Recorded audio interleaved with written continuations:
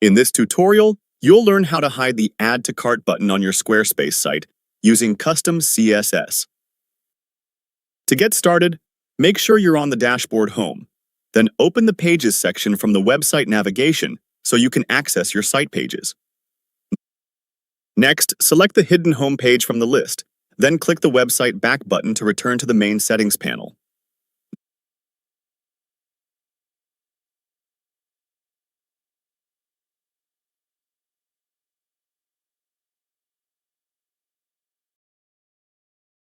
Now, expand the Custom Code section in the sidebar and select the Custom CSS option to prepare for adding your own styling.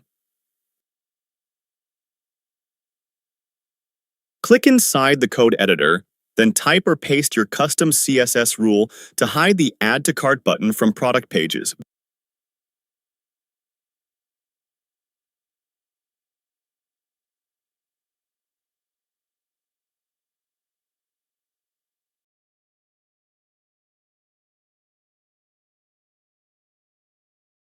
Be sure to save your changes at the top of the custom CSS panel to ensure the new style is applied.